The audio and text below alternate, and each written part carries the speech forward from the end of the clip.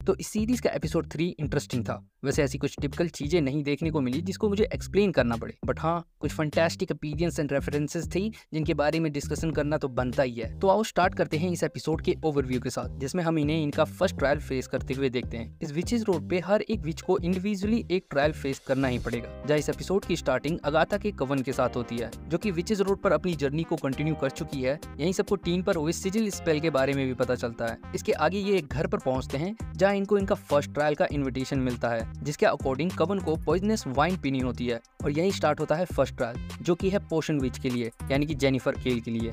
साथ ही यहीं 30 मिनट का टाइमर स्टार्ट हो जाता है एंड इस टाइम के खत्म होने तक इनको एंटीडोट रेडी करना होता है। अब वाइन पॉइजनस था तो इसका असर धीरे धीरे स्टार्ट होने लगता है। इन सभी को डिफरेंट हेलुसिनेशन होने लगता है और जो भी हेलुसिनेशन यहाँ होता है वो सब इनके रियल लाइफ से जुड़े होते हैं।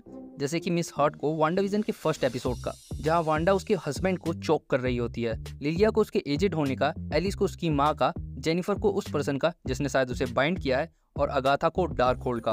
एपिसोड का एंड आते आते ये किसी तरह एंटीडोट को रेडी कर लेते हैं, जिसको पीकर वो ट्रायल को कंप्लीट करते हैं एंड देन वो वहाँ से बाहर निकल आते हैं। लेकिन एंटीडोट को बनाते हुए ये मिसेस हर्ट के बालों का यूज नहीं करते हैं, सो एंटीडोट का असर उन पर नहीं होता है और उनकी डेथ हो जाती है और एपिसोड यहीं खत्म हो जाता है। वैसे अगर तुम्हें ट्रेलर याद हो तो ये वही लोकेशन है जहाँ रियो विडाल यानी कि ग्रीन विच का कैरेक्टर अपीयर होता है। अब कवन का एक मेंबर मर चुका है तो ग्रीन विच की जरूरत तो आगे पड़ेगी ही। वैसे भी मिस हर्ट कोई विच नहीं थी, उन्हें अगाथा ने बेवकूफ बनाकर यहाँ लाया था। अब बात कर लेते हैं उस इम्पोर्टेंट अपीरियंस की जिसकी उम्मीद नहीं थी। तो लिलिया को जब हेलुसिनेशन होता है तो उसके साथ ही उसे डेथ भी दिखती है। ये पहली बार है कि बिना किसी मेंशन और रेफरेंस के एमसीयू में इतने बड़े कैरेक्टर को डायरेक्ट ऑन स्क्रीन दिखा दिया गया है। साथ ही सीरीज के फंको पॉप टॉय से विकन और डेथ के कैरेक्टर को भी कंफर्म कर दिया गया है। अब देखो थाइनोस तो रहा नहीं है और डेडपूल भी अब एमसीयू में है, तो मेरे को आगे इन दोनों का लफड़ा देखने को मांगता है। अब भले ये मर्चेंडाइज टीन को विकन बताते हैं, लेकिन लग नहीं रहा है क्योंकि हर बार ये कुछ ऐसा कर देता है जिससे कि इस पर शक करना ही पड़ता है। और तो और ये एपिसोड मुझे लगभग कन्विंस कर ही चुका है कि ये टीन नहीं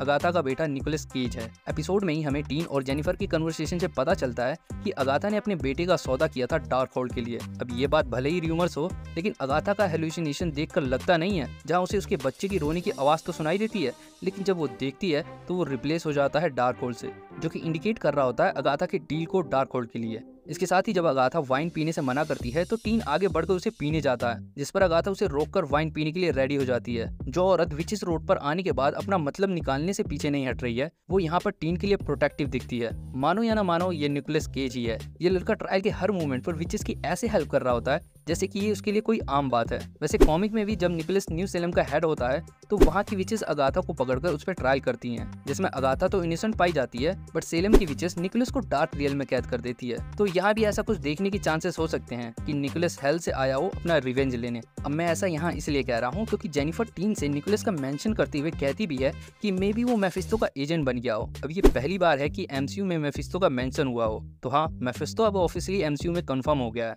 और हाँ निकोलस केज कॉमिक में मेफिस्टो और डोरमामू दोनों का ही एजेंट रह चुका है। तो ये थे कुछ इंपॉर्टेंट डिटेल्स एपिसोड 3 के, इनको कैसे ही मिस कर सकते थे। बात तो करना बनता ही था। कोई पॉइंट जो मैंने नोटिस ना किया हो या छूट गया हो तो कमेंट में जरूर बताना। इसके अलावा अगर वीडियो पसंद आई तो लाइक शेयर जरूर करना। साथ ही और भी अपडेट्स के लिए मेरे सोशल मीडिया हैंडल्स को फॉलो करना मत भूलना। चैनल को सब्सक्राइब करके बेल आइकन को प्रेस कर लो ताकि चैनल की खुफिया नोटिफिकेशन तुम तक आ सके। तब तक के लिए बाय।